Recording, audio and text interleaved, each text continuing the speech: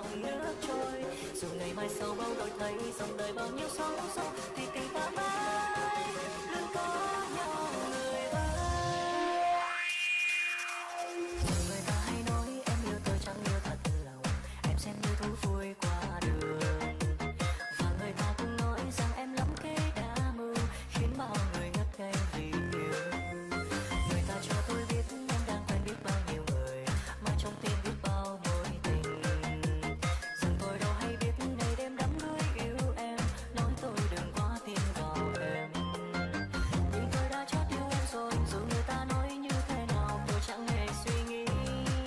Tình yêu tôi cho về em bằng cái trái tim chân thành, đừng lo lắng chi hỡi người, đừng nên quan tâm làm chi hỡi em. Mặc cho người ta đang dèo pha, tôi chỉ yêu mình em, vì trái tim tôi nay đã trao người bấy lâu.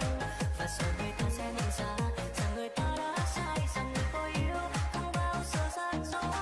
Đừng nên buồn đau chi em hỡi, bao câu nói đầu môi, lời nói nhân gian kia cũng như dòng nước trôi. Dù ngày mai sau bao đổi thay, dòng đời bao nhiêu sóng gió, thì tình ta mãi luôn có nhau người ơi.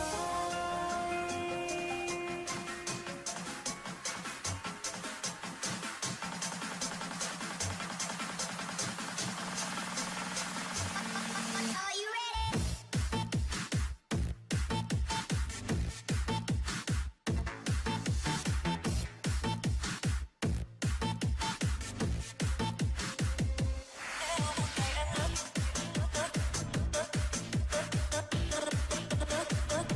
Em sẽ ngừng khóc,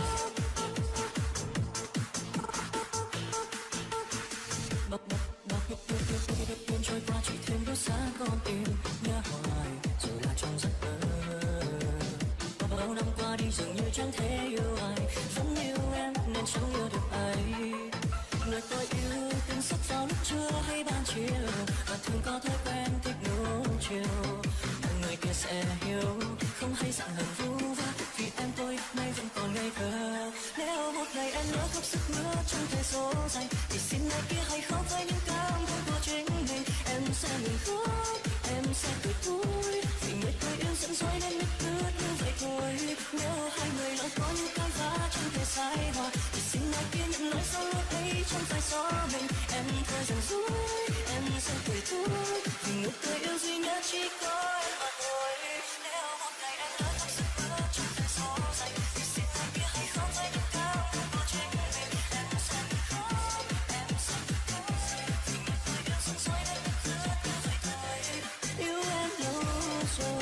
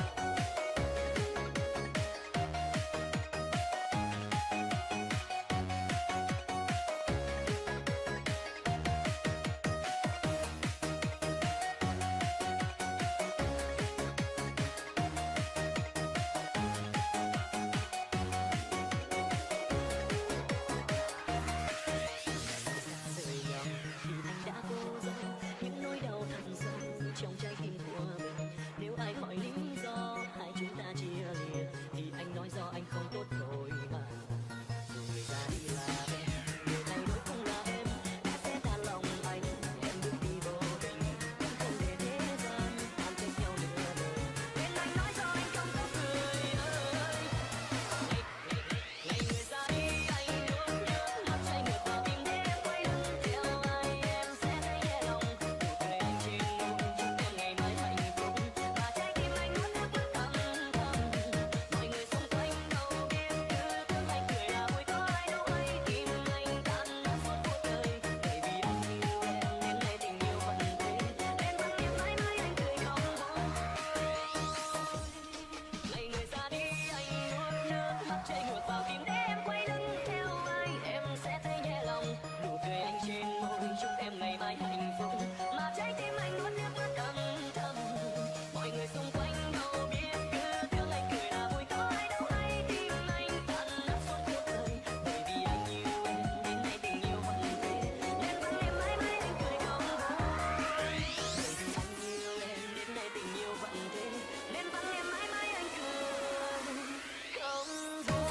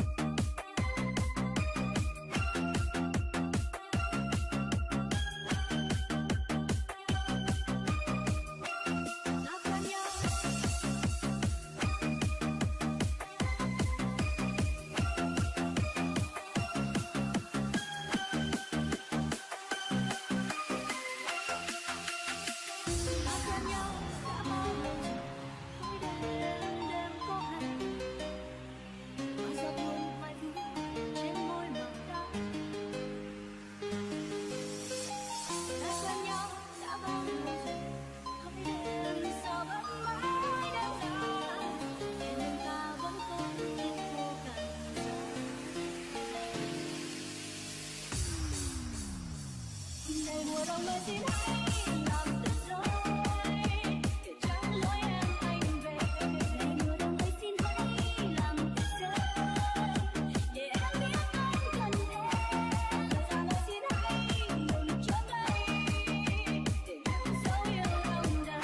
Vòng tay em khao khát một giấc mơ, em đã yêu anh người. Let's go.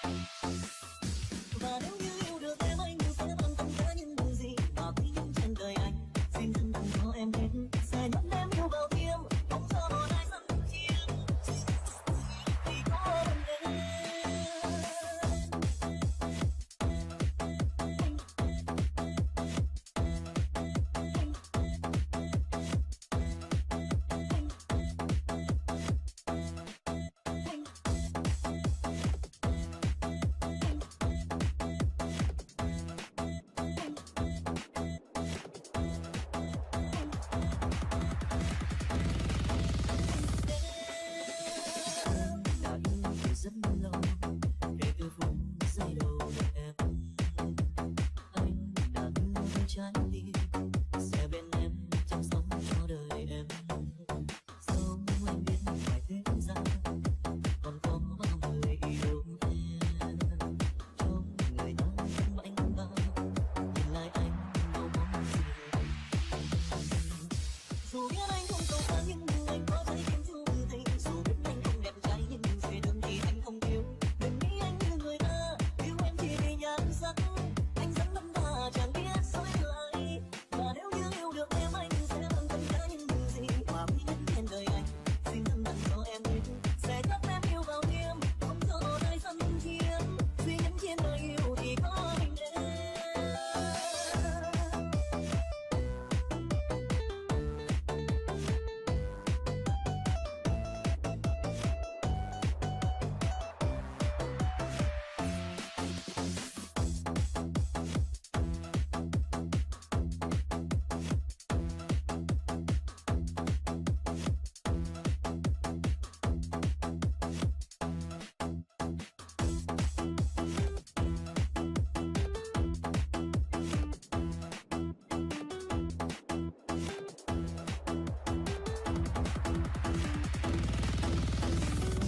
Đã từ rất lâu kể từ phút giây đầu gặp em, anh đã hứa với trái tim sẽ bên em chăm sóc cho đời em.